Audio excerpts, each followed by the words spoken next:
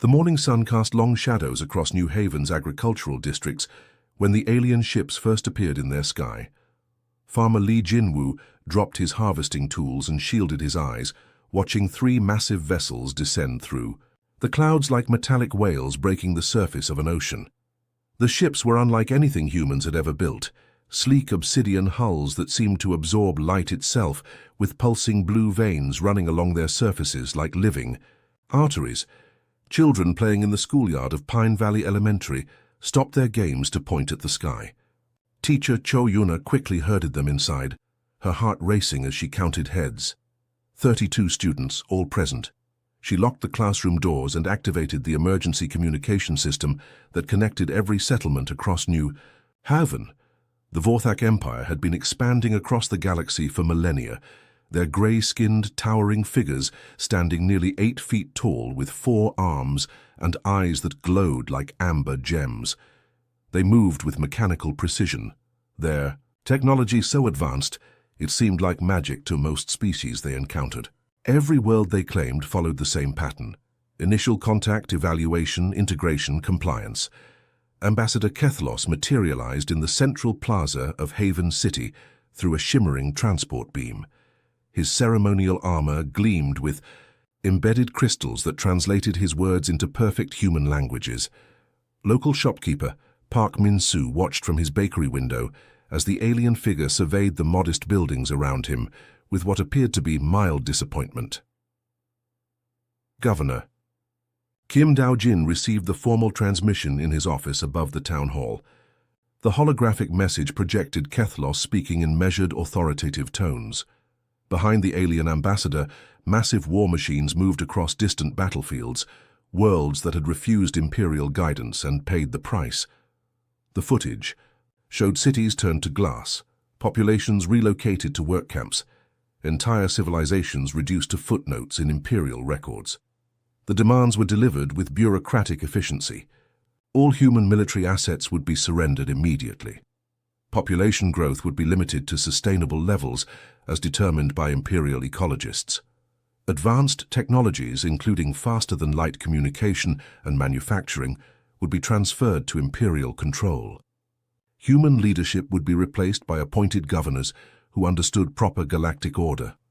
Dao Jin studied the photos covering his office walls, images of harvest festivals where families shared meals under paper lanterns, children racing through meadows of blue wheat unique to New Haven, elderly couples sitting on porches they had built with their own hands. His own daughter, So Young, smiled at him from a frame on his desk. Her gap-toothed grin captured the day she lost her first tooth and placed it under her pillow for the tooth fairy. The Colony Council meeting took place in the old community center, its wooden floors creaking under the weight of 300 concerned citizens. Elder Park Hye-min had lived through New Haven's founding, arriving as a young woman when the planet was nothing but endless grasslands and crystal-clear rivers. Her weathered hands folded in her lap as Dao Jin read the imperial ultimatum aloud. Engineer Choi Sung-ho raised his hand. "What happens to our children's schools? The message mentions population restrictions." His voice carried the worry of a father whose twin boys had just started learning to read. "The Empire provides education appropriate to each species' capabilities," Dao Jin read from the official documentation. "Human children will be trained for suitable occupations within the imperial framework." The room fell silent. Baker Park. Min-soo thought of his daughter, teaching her little brother to make bread, their flower-covered faces bright with laughter. Dr. Kim Nara remembered the moment she delivered the colony's first baby, tiny Yu Jae-min, whose mother had cried with joy at holding new life under alien stars. Elder Park. Hye-min stood slowly, her voice steady despite her age. "My granddaughter started school last week. She came home talking about wanting to be an explorer like her great-grandmother, to find new worlds where humans could build homes among the stars." She paused, looking around the room at faces she had known for decades. This empire would take that dream and replace it with compliance. The Vorthak had given them 30 days to accept integration, confident in their assessment of human capabilities. Their databases showed a species barely 2 centuries into space travel, with no significant military assets, and a tendency toward emotional decision-making that led to tactical disadvantages. Every preliminary scan suggested humans would follow. The standard pattern: initial resistance followed by inevitable acceptance of imperial superiority. What their analysis failed to capture was the conversation happening in homes across New Haven that night, as parents tucked children into beds and whispered promises that tomorrow would still belong to human dreams, human hopes, and human determination to protect what they had built together among the stars. 23 days had passed since the ultimatum, and Commander Velthok paced the bridge of his flagship Dominion's Edge like a caged predator. The massive Vorthak war vessel stretched nearly 2 kilometers from bow to stern, its hull bristling with enough firepower to level continents. Through the observation deck's crystalline windows, the blue-green marble of New Haven hung peacefully, in space, seemingly unaware of the death that orbited above it. "These humans test our patience," Velthok growled to his tactical officer, Sub-Commander Zeknal. His forearms gestured at the holographic displays showing New Haven's orbital space. "Their response should have arrived days ago. Instead, they send us requests for extensions, pleas for negotiation, emotional appeals about their families." Zeknal's amber eyes flickered as he consulted his datapad. "Intelligence reports minimal military activity on the surface, Commander. Their largest vessel appears to be a cargo transport modified for asteroid mining. Their orbital installations show no weapon signatures." The bridge hummed with activity as dozens of Vorthak officers monitored communications, tracked ship movements, and analyzed the human colony's defenses. The Empire's war machines were marvels of engineering. Sleek fighters that could dance between asteroids while unleashing devastating energy beams, massive carriers that birthed swarms of automated attack drones, and the crown jewel, the Dominion's Edge itself, equipped with planet-cracking orbital bombardment systems. Velthok studied the tactical display with growing frustration. His promotion to fleet commander had come after successfully subjugating the Kelrani system, where 3 heavily armed worlds had surrendered within hours of witnessing a demonstration on their outermost moon. The explosion had been visible from their home planets, a clear message about the cost of resistance. "Show me this orbital station again," he commanded. The hologram shifted to display Harmony Station, a modest facility orbiting the gas giant Titan VII. The structure looked like a silver flower floating in space, with solar panels spread like petals and observation domes clustered around a central hub. Energy readings showed standard life support systems, basic communication arrays, and what appeared to be scientific equipment for atmospheric research. Sub-Commander Zeknal highlighted the station's specifications. 300 human life signs detected, minimal shielding, no defensive systems identified. Intelligence classifies it as a Category 7 research outpost, essentially defenseless. Velthok's mandibles clicked with satisfaction. Perfect. The Kelrani had required the destruction of an entire military base to understand Imperial power. These humans would learn the same lesson from the loss of a simple research station. Quick, clean, unmistakably Imperial in its efficiency. "Prepare the orbital bombardment array," he ordered. "Target the station. Full power discharge, I want. Nothing left but particles." The Dominion's Edge began its deadly transformation. Weapon ports along the hull opened like mechanical eyes, revealing the glowing cores of plasma cannons that could melt through asteroid belts. The ship's reactor hummed louder as massive amounts of energy built up in the charging chambers. Other vessels in the fleet moved into supporting positions, their own weapons powered but held in reserve. What Commander Velthok didn't know was that Harmony Station had become something special in the 3 months since its construction. Principal Kim Ye-jin had proposed the idea during a colony council meeting. Why not give their children a chance to learn about space while actually living among the stars?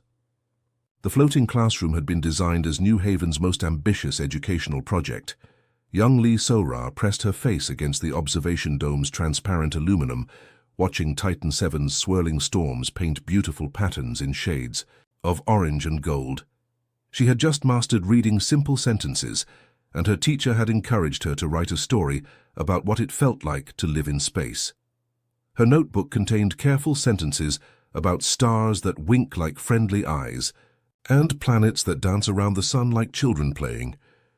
In the engineering section, 16-year-old Choi Min-ho worked alongside his father, who had volunteered as a chaperone for the semester. Together they maintained the station's life support systems, the boy learning about atmospheric processors and gravity generators. Min-ho dreamed of designing ships that could carry families to new worlds, vessels that would be homes rather than just transportation. Teacher Park Soo-jin gathered her class of 8-year-olds in the observation lounge for their daily astronomy lesson. The children's faces lit up as she pointed out the constellation patterns visible from their unique orbital position. They sang songs about rocket ships and brave explorers, their voices echoing through the station's corridors like music from a different, more innocent universe. The bombardment lasted exactly 4 minutes and 17 seconds. Velthok watched from his command chair as brilliant lances of plasma energy crossed the void between his fleet and the tiny station. The first impact overwhelmed Harmony Station's basic shields instantly. The second blast tore through the hull, like paper. By the third strike, the station was coming apart, its beautiful solar panels spinning away like broken wings. When the energy barrage finally ceased, nothing remained but expanding clouds of superheated gas and twisted metal fragments. Velthok nodded with grim satisfaction. The demonstration had been flawless, a perfect example of imperial precision and power.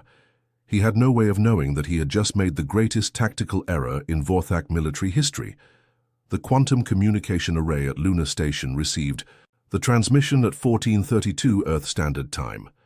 The automated systems processed the incoming data, tagged it as priority emergency, and immediately forwarded it to every major command center across human space. Within minutes, the horrifying truth of what had happened at Harmony Station began spreading through humanity's networks like wildfire.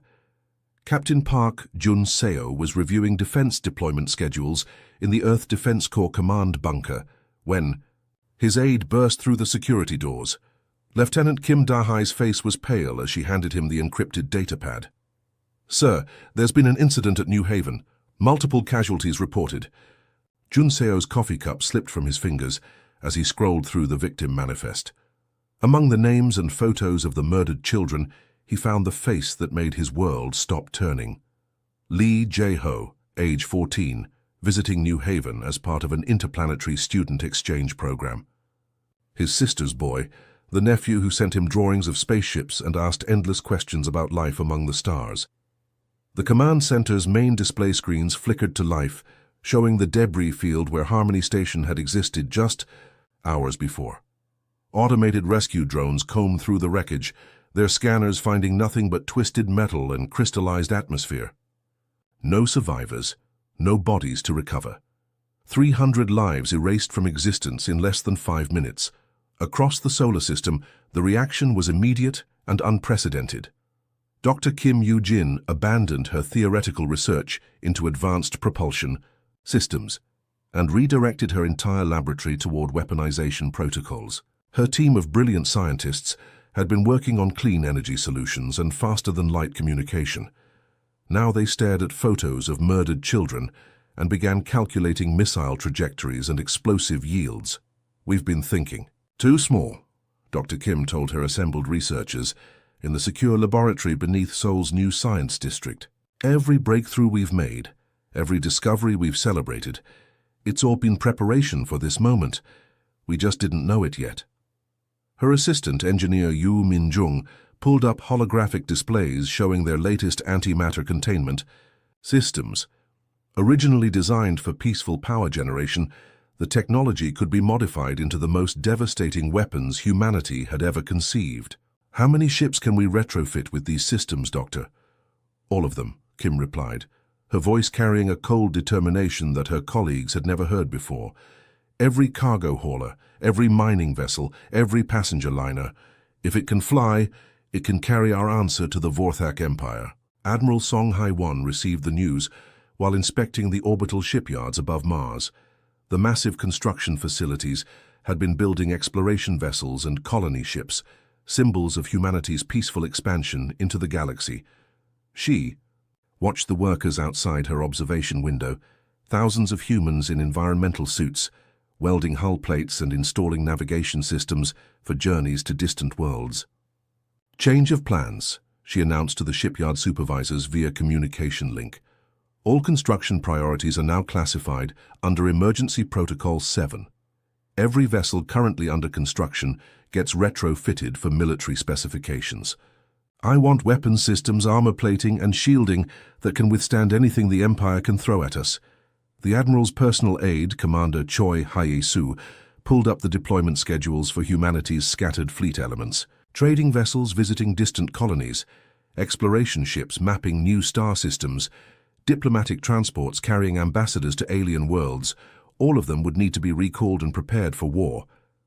What the Vorthak intelligence networks detected was an increase in human communications traffic, which their analysis computers categorized as typical grief responses. They had seen similar patterns when other species lost population centers to imperial demonstrations. Increased data transmissions, emotional broadcasts, requests for information about loved ones, all standard reactions that would fade within. A few weeks as acceptance set in, they failed to understand that human grief transformed into something far more dangerous than sorrow. In homes across Earth and every human colony, families gathered around communication screens to watch the memorial broadcasts. Parents held their children closer and made quiet promises about the future. Veterans of old Earth conflicts contacted former comrades and spoke in code about mobilization schedules. On New Haven, Elder Park Hyemin stood in the ruins of Governor Dao Jin's office. The man had collapsed upon receiving confirmation of the massacre, his heart unable to bear the weight of so many lost lives under his protection. Now she faced the terrible responsibility of leading a colony that had lost its children to alien violence. The elderly woman activated the quantum communication array with shaking hands. Her message to Earth was brief, but it carried the weight of humanity's collective anguish. "Our children are gone. Remember them." Across human space, the Chai response was unlike anything the galaxy had ever witnessed. Species throughout the Empire's history had reacted to demonstrations of imperial power with fear, submission, or desperate last stands. Humans reacted with something entirely different, a cold, calculating fury that treated the murder of any human child as a declaration of war against the entire species. Construction workers became weapons engineers, scientists became strategists, peaceful cargo pilots became the vanguard of humanity's revenge. The Empire had made a fatal miscalculation in assuming that humans would respond like every other conquered species. They had never encountered a civilization that considered every child sacred, every family connected, every loss a wound that would heal only with justice. The awakening had begun, and the galaxy would never be the same. The first disappearance happened along the trade route between Vorthak Station Keth 7 and the mining colonies of the outer reaches. Patrol vessel Imperial Duty simply vanished from all sensors during what should have been a routine border inspection. No distress calls, no debris field, no trace of the ship or its crew of 47 Vorthak soldiers. Command assumed equipment. Failure or perhaps an encounter with a spatial anomaly. The second incident occurred 3 weeks later. Supply Convoy Alpha 9, carrying food and medical supplies to Imperial garrison worlds, disappeared while passing through the supposedly empty Kepler-Oort sector. 6 massive cargo vessels and their escort of 12 patrol ships gone without a trace. This time, Imperial Command began paying attention. By the 4th month, the pattern became impossible to ignore.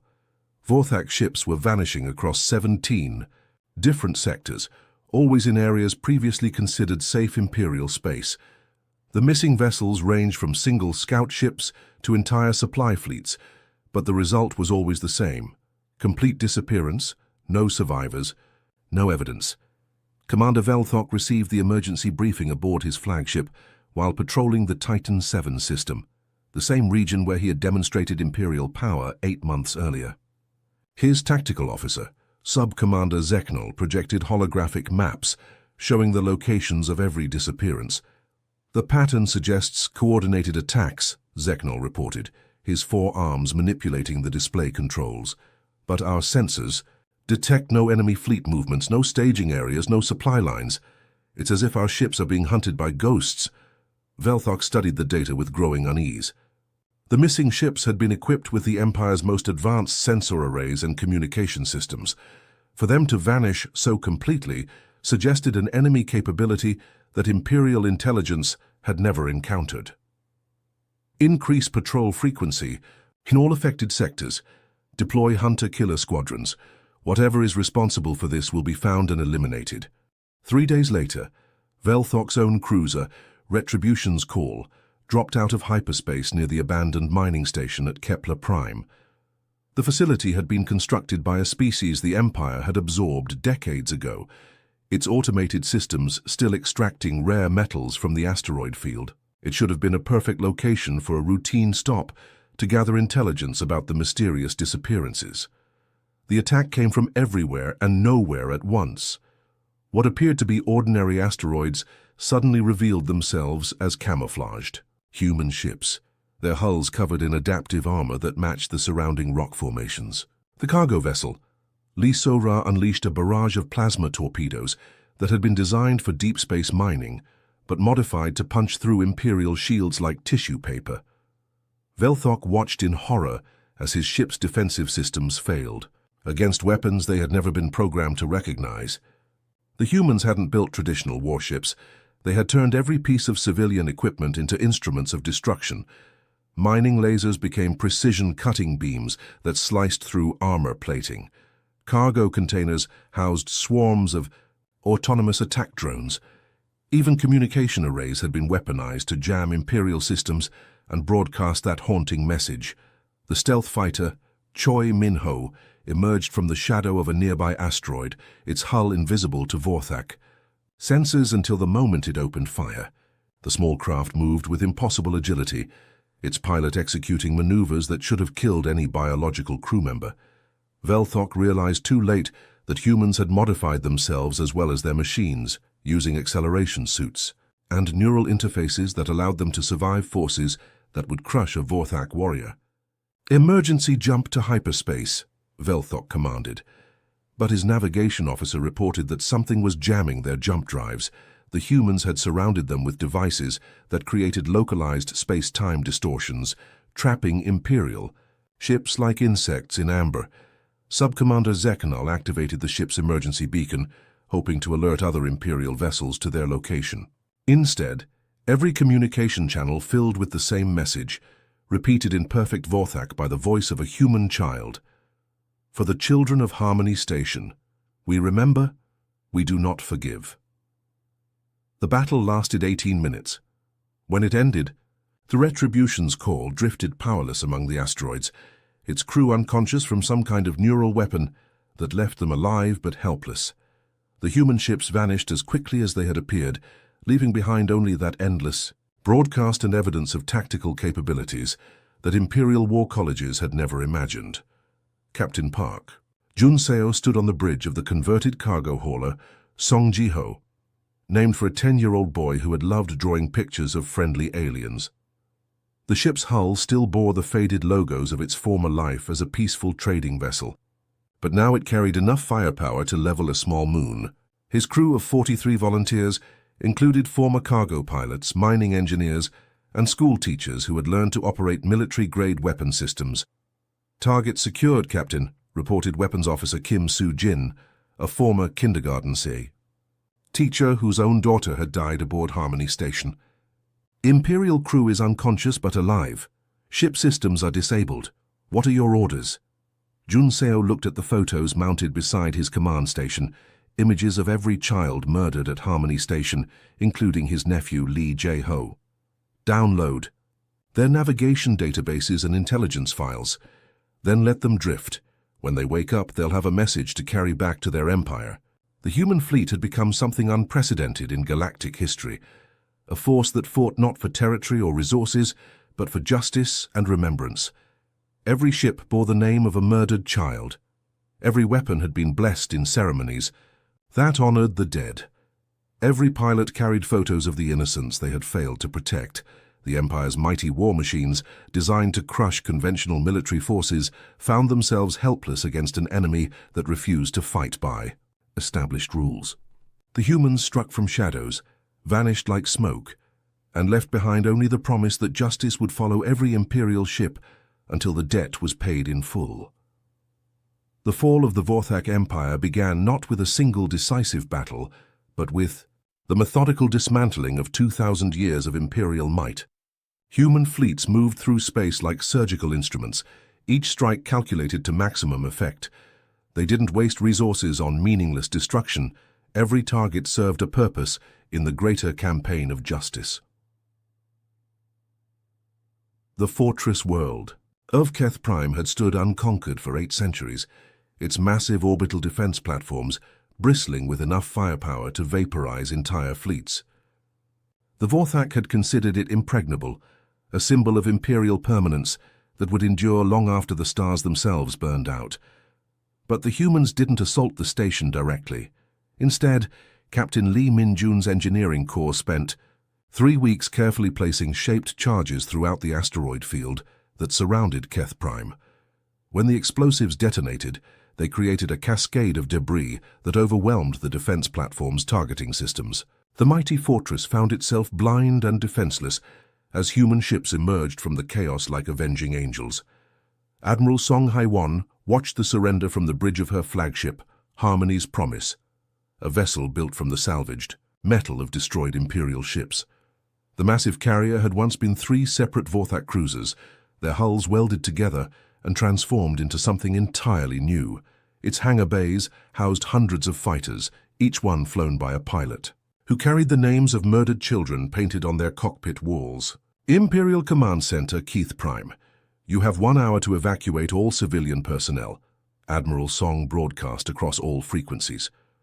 After that, we begin dismantling every weapon system, every communication array, every symbol of Imperial power that enabled the massacre of innocents. The Vorthak evacuation proceeded in stunned silence.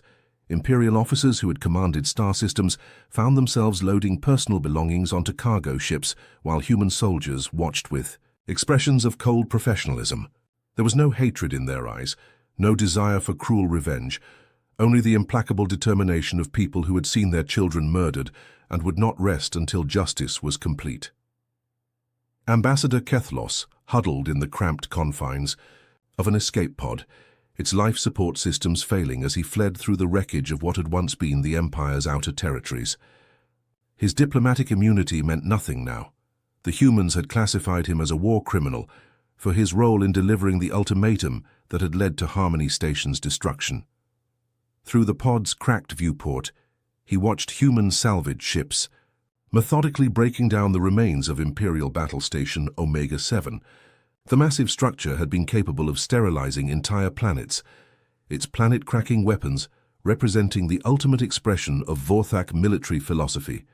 Now it was being reduced to component parts, its weapon systems disabled, and its crew evacuated to face trial for crimes against sentient beings. The ambassador's communication console crackled with reports from across Imperial space. System after system had fallen to human forces, not through overwhelming firepower, but through tactical brilliance that turned the Empire's own strengths against it. The humans had studied Vorthak military doctrine for months, identifying every weakness, every assumption, every blind spot that centuries of unchallenged dominance had created. On the bridge of the assault carrier Park Hee-min's Courage, Commander Yu Tae-ho coordinated the final phase of the campaign. His vessel had been named for the elderly colony leader, who had become a symbol of human resilience, and its crew of 2,000 volunteers included former teachers, farmers, and merchants who had learned to operate military equipment with deadly efficiency. "Sir, we're receiving surrender transmissions from the last 3 Imperial strongholds," reported Communications Officer Kim So-young. "They're requesting terms for capitulation." Commander Yu studied the tactical displays showing the Empire's final defensive positions. Each stronghold represented decades of military construction, fortified positions that had been designed to withstand sieges lasting years. But their Vorthak defenders had lost the will to fight, demoralized by witnessing the systematic destruction of everything they had believed was invincible. "Standard terms," Yu replied. "Complete disarmament, surrender of all war criminals for trial, and evacuation of civilian populations. Any attempt to resist will result in the same fate as their predecessors." The surrender ceremony took place in orbit around New Haven, where the nightmare had begun 18 months earlier. Elder Park Hai-min, now 94, and confined to a mobility chair, appeared via hologram on the bridge of Admiral Song's flagship. Her weathered face carried the weight of loss, but also the satisfaction of seeing justice finally served. "The last Imperial fleet is requesting permission to approach," reported the fleet communications officer. 12 massive Vorthak vessels moved slowly through space, their weapon systems powered down, and their shields lowered in the universal gesture of surrender. Admiral Song activated the fleet-wide communication system, her words broadcast to every human ship and every Imperial vessel within range. "We never wanted this war. Humanity sought only to live in peace, to raise our children under distant stars, to build homes where love could flourish. But when you murdered our innocence, when you targeted the defenseless and called it demonstration, you left us no choice but to respond with the full measure of our capabilities." The formal surrender documents were transmitted electronically, ending the Vorthak Empire's reign of terror across 17 sectors of space. War crimes tribunals would follow, with Imperial commanders facing judgment for their actions against civilian populations throughout their long history of conquest. But the true victory was not measured in conquered territories or surrendered fleets. It was found in the memorial garden that grew where Harmony Station had once orbited, tended by children born after the war, young humans who would grow up in a galaxy where everyone understood the terrible price of threatening humanity's young. The lesson had been written in fire across the stars. Humans were capable of extraordinary